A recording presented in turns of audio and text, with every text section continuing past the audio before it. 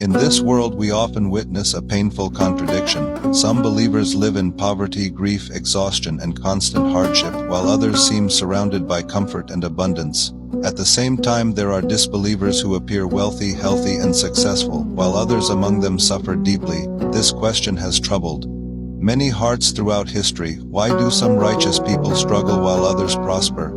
Is there justice behind what we experience, or are these conditions random?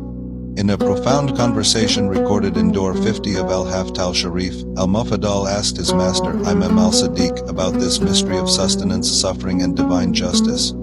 Imam al-Sadiq explained that the believer who appears poor and burdened in this life was once wealthy in a previous existence. During that life he had believing brothers around him who were in need of support, compassion, food, clothing, and care. He possessed the ability to ease their suffering, yet he neglected them. He failed to fulfill the obligations Allah placed upon him toward his fellow believers. He kept his wealth to himself and ignored the rights of those connected to him through faith. According to the Imam, the hardships he now experiences are tied to those earlier failures, and through these difficulties he tastes something similar to what others once felt because of his neglect. Al-Mufaddal was astonished and asked whether these responsibilities were truly obligatory upon every believer.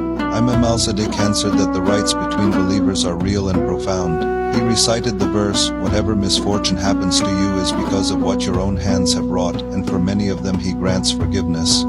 The Imam explained that believers are not meant to live disconnected from one another. Faith is not merely personal worship or private spirituality. It carries responsibilities toward the people around us, especially those who are struggling while we possess more than they do. The Imam taught that if a believer has wealth, comfort, food, or possessions beyond what his brother has, then the one in need has a right upon him.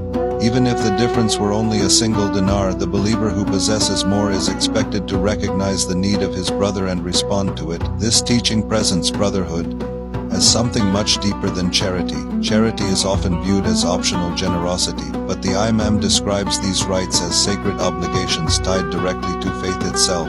The believer should not become consumed with his own enjoyment while ignoring those who suffer beside him. When al-Mufaddal admitted that this teaching felt extremely difficult, Imam al-Sadiq explained why. He said that the believer is the brother of the believer from one father and one mother. In other words, believers are spiritually connected as one family. What affects one should affect the other. Their relationship is not superficial or symbolic but deeply intertwined. The Imam even described obedience toward one's believing brother as connected to obedience toward Allah and His Messenger. This means that caring for others is not separate from worship. It is part of worship itself.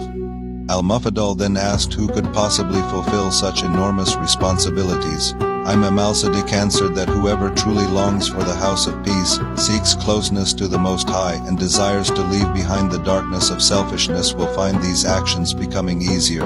The more a person purifies himself from greed, arrogance, and attachment to worldly comfort, the more natural compassion and generosity become. What appears difficult to the ego becomes light to the soul that sincerely seeks Allah.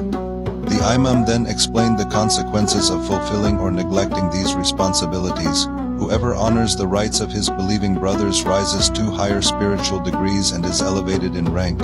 But whoever neglects these duties may return to a condition of poverty, humiliation, dependence, and hardship.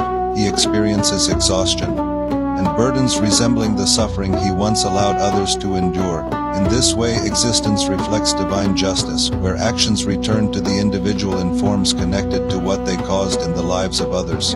Compassion returns as mercy, while neglect returns as hardship. Al-Mufaddal also asked about the believer who fulfills these obligations completely. Imam al-Sadiq said that such a person may be returned with great blessings, authority, and honor because he fulfilled Allah's rights regarding equality and care between believers. Yet even then, the Imam noted that comforts may still be lessened, reminding us that spiritual elevation is not measured only through worldly luxury. The true reward is nearness to Allah and elevation of the soul. The conversation then turned toward disbelievers who seemed to enjoy wealth and comfort despite their disbelief. Imam al-Sadiq explained that when a disbeliever performs acts of goodness in this world, showing kindness, helping a believer, speaking gently, or assisting others, Allah rewards those deeds in worldly ways. Such a person may receive health, increased wealth, comfort, or ease because goodness itself is not ignored by divine justice. Even though disbelief carries its own consequences, acts of compassion and goodness still produce reward within this life. As for the disbeliever who lives in exhaustion, poverty, and suffering, the Imam explained that this can result from oppression, abuse, or wrongdoing committed against believers and others. The hardships he experiences are connected to the harm he caused. Through all of this, Imam al-Sadiq emphasized a central truth: Allah does injustice to no one. Every action carries weight, every act of mercy matters, every act of cruelty leaves an effect. Human beings may not always understand the full wisdom behind what they witness, but divine justice remains precise and complete. This teaching challenges the modern obsession with individualism and personal ownership. It reminds us that wealth is not necessarily proof of superiority, nor is hardship necessarily proof of abandonment. Sometimes prosperity itself is a test, asking whether a person will recognize the rights of others within his blessings. Sometimes, suffering becomes a reflection of neglected responsibilities or a means of purification and return. Most importantly, this teaching calls believers to see one another as connected souls responsible for each other's well-being. In the end, the conversation between al-Mufaddal and Imam al-Sadiq leaves us with a difficult but transformative question: who around us is suffering while we possess the ability to help?